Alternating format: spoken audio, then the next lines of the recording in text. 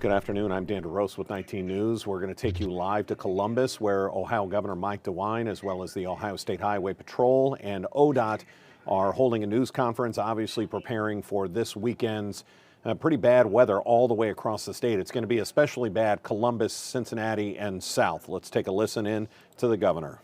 These are fatal accidents. We also know that with a temperature this low, it can be a very, very dangerous situation for anyone who is out very long. So the real message, and we're going to hear in a moment from some of the experts, and then you'll have the opportunity to ask them questions. But Ohio has been working, obviously, to prepare for this. But really, the most important thing is what all of our citizens, all of us, do. And this is a weekend to stay home. This is the weekend to enjoy your home. Most people have got a lot of money invested in their house. It's a great place, but this is the chance to spend some time there.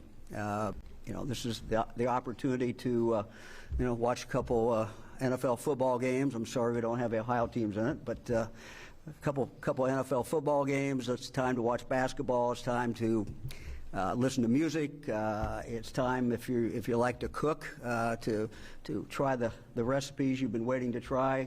The book you want to read, binge watch the movies you want to watch. Seriously, a great weekend just to kind of enjoy your family and to stay home.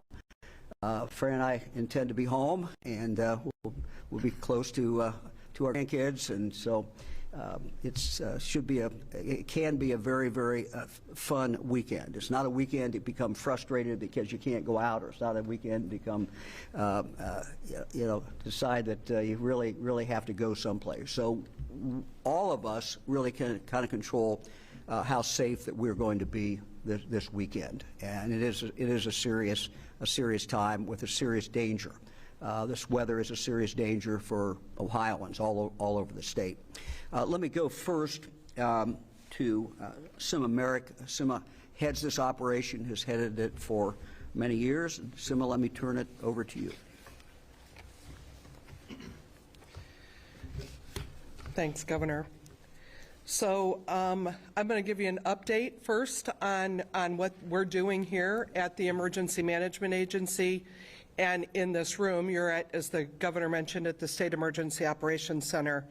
Our team continues to coordinate with our partners at the National Weather Service as the forecast for this winter weather event continues to be updated and more refined. As you know, there are many modules out there. They're starting to come into alignment, so we're getting a better view of what's happening. In addition to coordinating with the National Weather Service, we're also coordinating with several of our state agency emergency operation rooms partners that will occupy this room. Our coordination includes ensuring lines of communication remain open and active ahead of the storm, keeping Governor DeWine and the team up to date, and ensuring that we're getting timely information from the county emergency management agencies on all 88 of our counties, in addition to sharing information with them as well. The National Weather Service continues to have coordination calls with the counties to update them on what's happening as well in the weather. I'll give a real quick overview of some of the things we've heard. While the initial forecasts for the storm have shifted over the last several days, the National Weather Service is now confident that there will be a significant amounts of snowfall throughout the state of Ohio. As the snowstorm develops, the National Weather Service is predicting widespread travel implications and impacts. So as the governor indicated, and you'll hear from all of us, please stay home. Enjoy your family, cook, read a good book. And also, while the snowfall is likely to accumulate as light, flaky, powdery snow, southern Ohio could see a little bit of some sleet in the area that would minimize snowpack, but it'll be heavier in that area. As again, they're still refining that. The other thing I don't want to lose sight of is there's also the extreme cold that we're looking at. It's cold today. It'll remain cold throughout the snow. And then beyond that, we're cold for the next foreseeable days after the snow exits the state of Ohio. So pay particular attention to hypothermia and taking care of yourselves, your pets, and your home. Thank you. Thank you very much. Let me now ask Mitch Blackford to come up, representing ODOT, to talk about the road conditions and what ODOT is doing.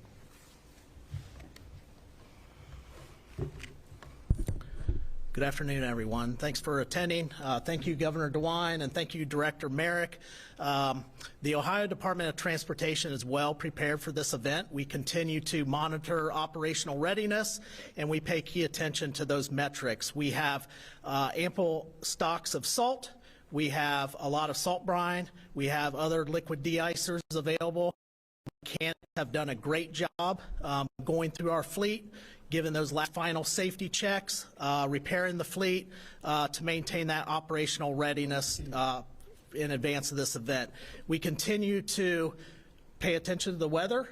Director Merrick just gave an update in regards to that weather, so we will continue to monitor the weather with our partner National Weather Service, as well as our forecasted vendor, in regards to how we staff accordingly depending on the hour and the shifts. So I want to focus my comments on three main topics that will keep the motorists safe as well as our employees safe and keep our highways, roads, and bridges well maintained and safe out there. So one of my first topics is, obviously, we're encouraging everyone to stay home, but if you must travel the roads this weekend, we encourage you to use our traveler information service, which is OGO.com or the OGO app. That's OHGO, and we highly encourage you to use that app.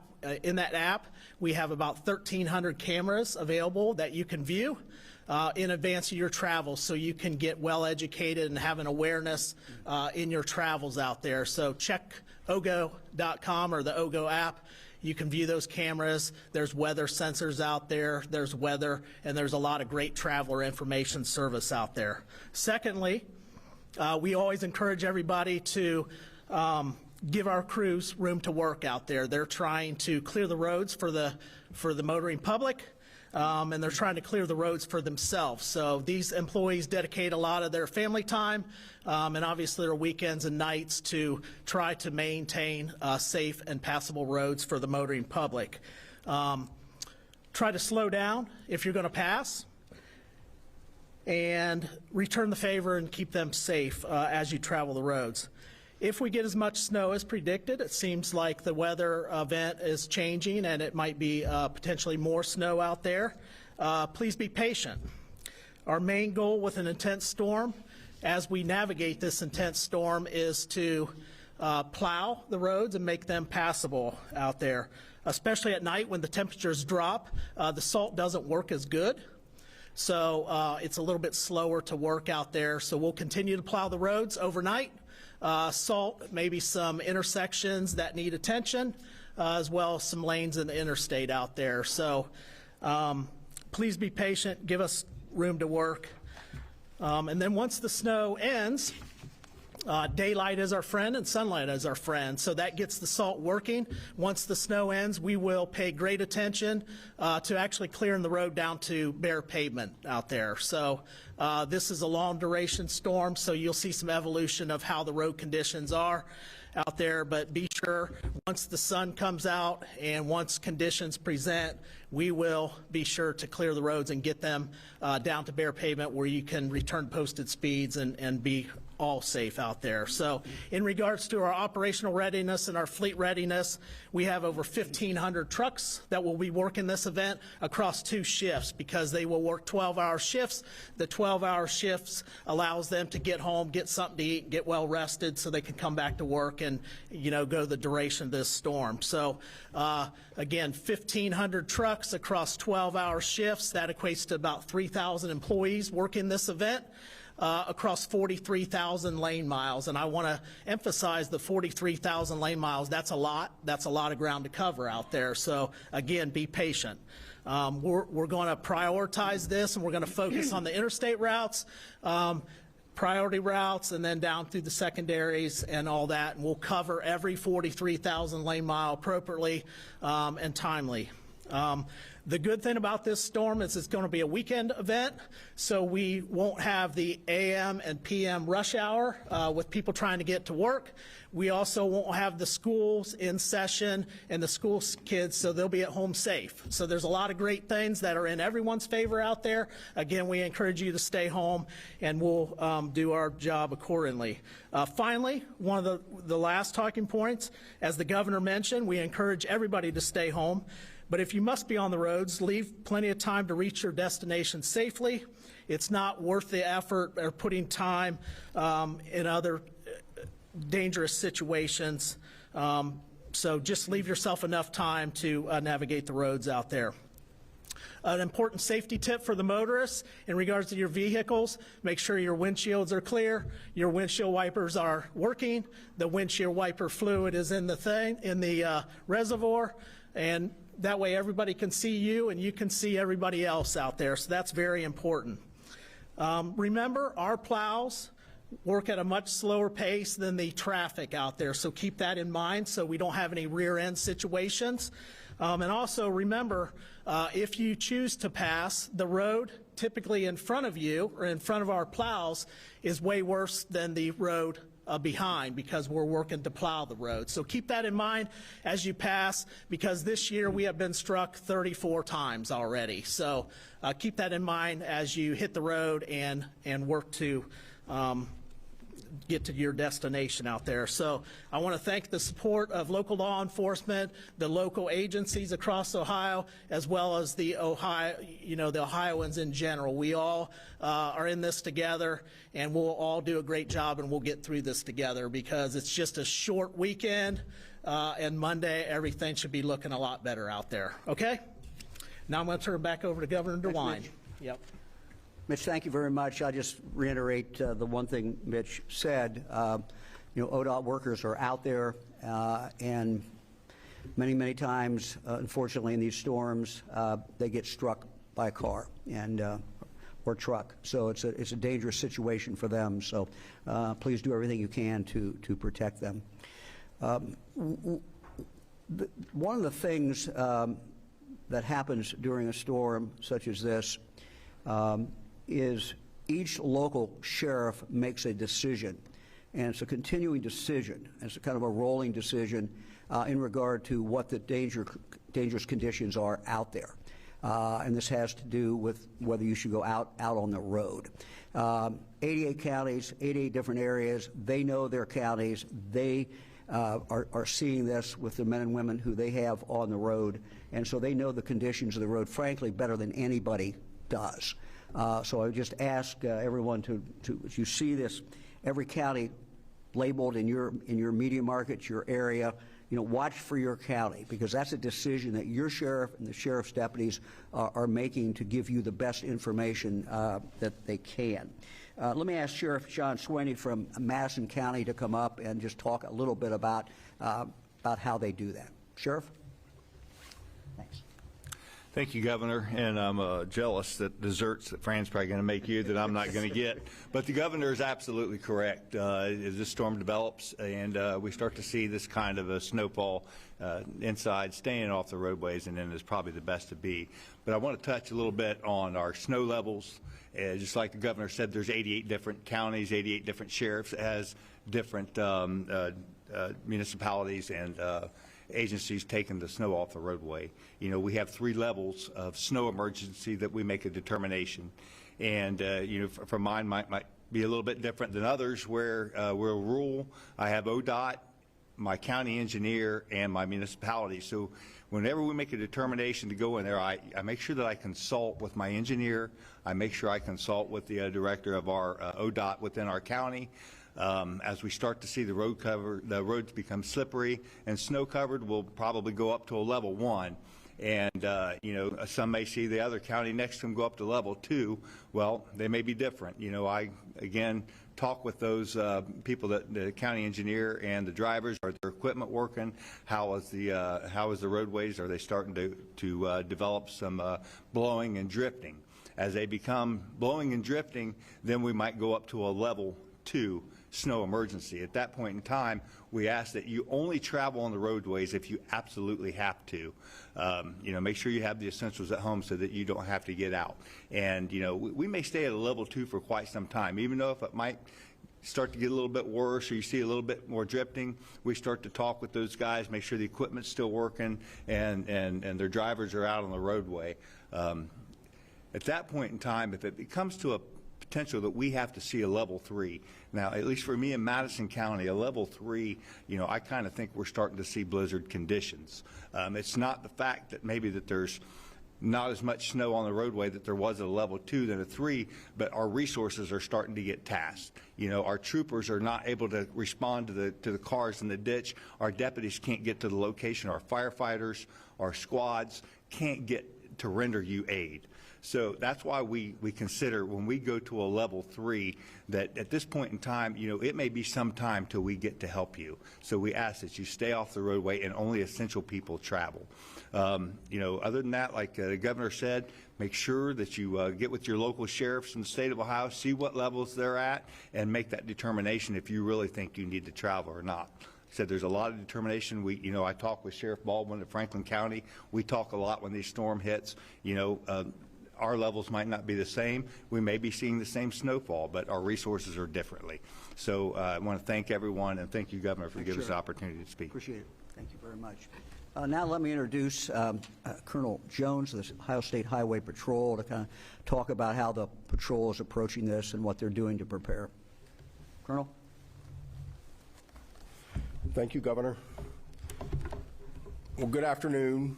Winter in Ohio has a way of reminding us of how quickly conditions can change and really how little control we sometimes have once we're on the roads.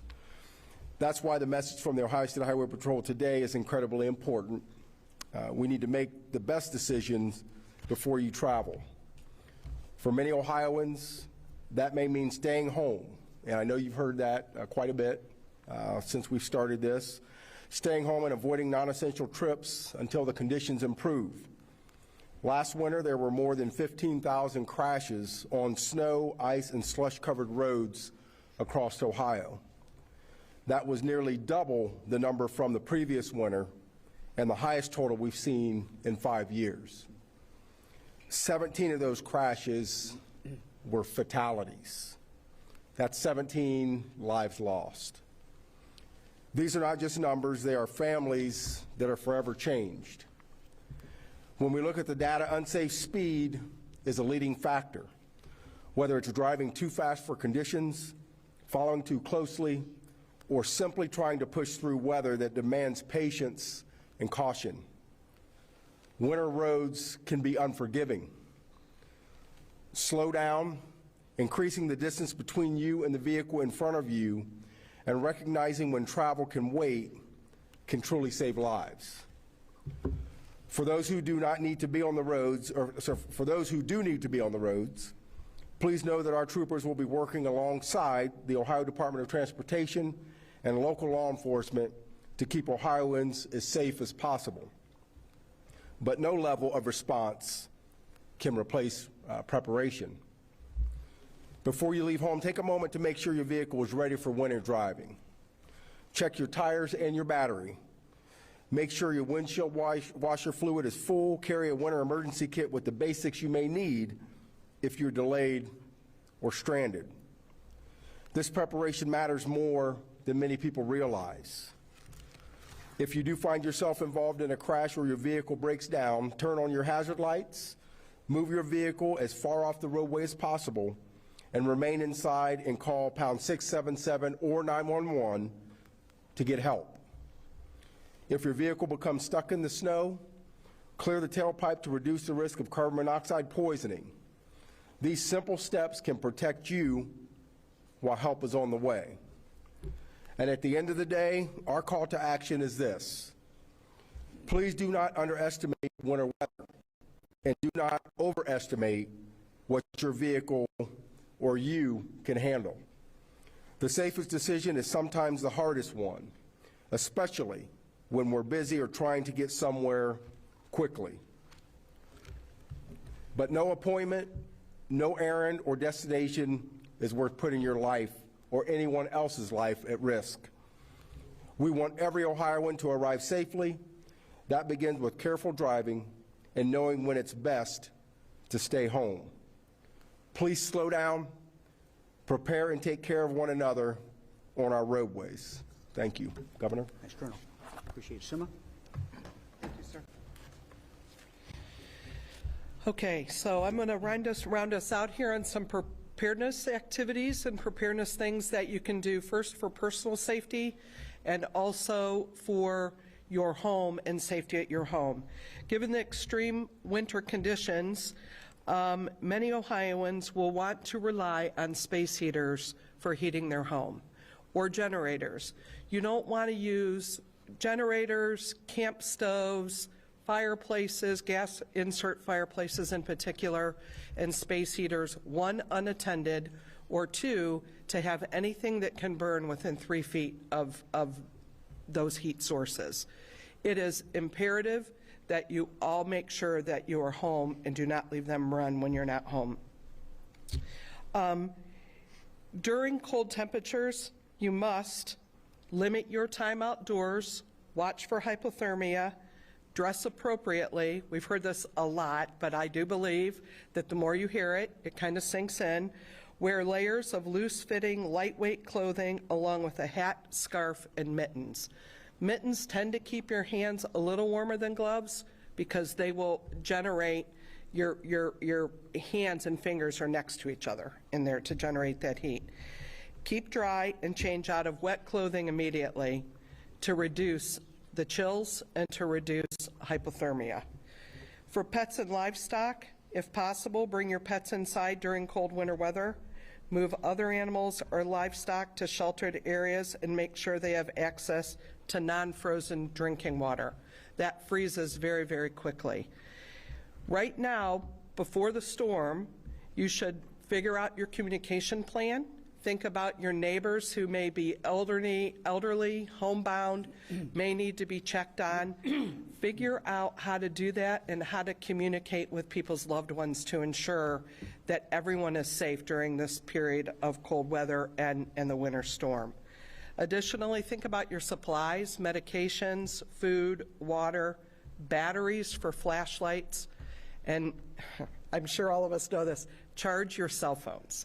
Keep them charged while you have power, because our whole world depends right now on our iPads and our cell phones. The one thing that I always forget about, but people remind me, is if you're running low on power, text, because texting takes less energy and less battery usage than making a phone call. So texting is far better than making a phone call. We've already talked about when traveling, but consider, while you're in your car, having a power bank for your phone and your phone chargers in the car in case you go somewhere where you're able to recharge them up. If stranded, run the engine for 10 minutes per hour for the heater and charge your cell phone. There are so many tips as we prepare for this, but I encourage all of you to stay home, keep your batteries charged, and if you have to go out, try to go out and be very, very safe and very limited. For additional guidance on winter preparedness, please take time to visit ready.gov, and it's a great resource for tips and information. Thanks for listening to us today, and Governor, I'll turn that back over to you. Happy to take any questions.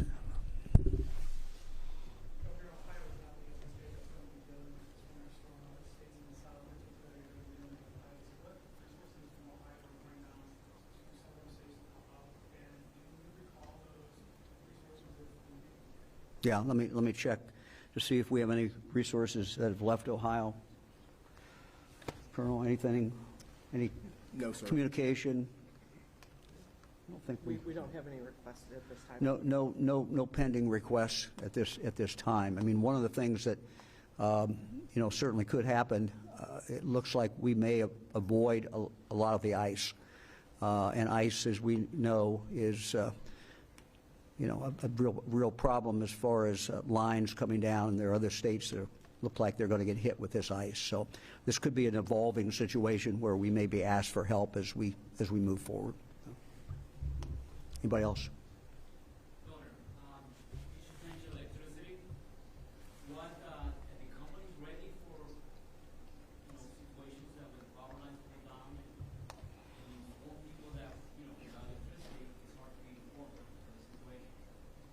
Yeah, I mean, the utilities companies we've been in contact with them. They are ready. Again, we hope we avoid the ice. That's what's the killer in taking the lines down. And so we hope we avoid that. We'll see if the projections are correct. So, but they assure me that they are ready. So. Are there any resources or recommendations the state is giving to municipalities and other communities for how to help the homeless or the unhoused population during the storm? Well, again, I mean, we're in touch with the local communities. This is handled generally, locally. But that, it certainly is always a concern when you have temperatures down as low as it is now, and it will remain, particularly in regard to our homeless. So, yeah.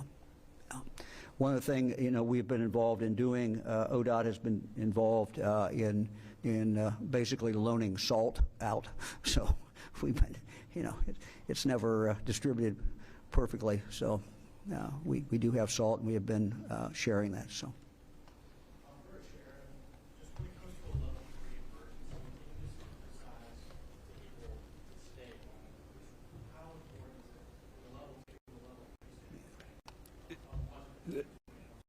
That's very important, and that's why you don't see a level 3s, because like I said, at that point in time, you're putting yourself in danger. If you go out and get stuck, we probably can't get to you because, we're stuck ourselves, or we're using our resources to get us to get to you, and you never know, when we can come help you. Anybody else? Can you take a non-emergency question? Sure. Okay. I thought we would get off topic at some point. So. Here's what I'm thinking there. So I have a question about the security of gubernatorial candidates. There's a bill that would Sure. giving security to gubernatorial candidates, lieutenant governor. Have you seen that bill? What are your thoughts about it? I've not read the bill. I've heard about the bill. I support the bill. We live, unfortunately, in, I would say, heightened time. The concerns, I think, about security in regard to public officials it should be heightened. That's just the world we live in today. And so, I think that, candidates who are running for governor, they do have a high profile, and it seems to me to make a lot of sense to be able to give them the help that they need. Governor, I also have a off-topic question. So about 4 months ago, the Supreme Court said that you guys owed $100 million in nursing home payments. They haven't happened yet. Any sense of when? No, we're talking to members of the legislature. We'll be dealing with this. We follow the law. So. Right, just because the nursing homes are saying they're going to owe taxes on that money, and they actually don't have it yet to pay those taxes. Okay, we'll take that into consideration. Anybody else? So what is Fran fixing something special for this kind of weather? I hope. I hope. What's the usual fix for bad weather? Well, I can only wish, and I haven't talked to Fran, so this is what Fran will do. But if we had chicken and noodles, that would be wonderful. If we had chicken and biscuits, that would be wonderful. Might even a pie would be great. Anyway, I can wish for a lot of things, but I will guarantee you we eat well. So we'll be doing fine. Anybody else? If she has a snow recipe, will you share it with us? Yeah, maybe she could. I'll ask her to put one up online. How's that? I have to call. I have to see if she can do that. That'll be good. So yeah, look, there's a lot of great things you can do at home, and having a weekend where you've got an excuse that you don't really have to go somewhere because you're not supposed to go somewhere, and it's not safe to go somewhere is not all bad. Depending on your preference, you get your bottle of wine or get a 6-pack or whatever you like to do, and watch the football and stream movies and play cards, whatever people like to do. It's I intend to enjoy the weekend, so I hope everybody else does, and we just hope everyone stays safe. And that's really the concern, that we get through this weekend and everybody comes out of it, and we move on and go about our lives. So good luck to everybody. Thank you.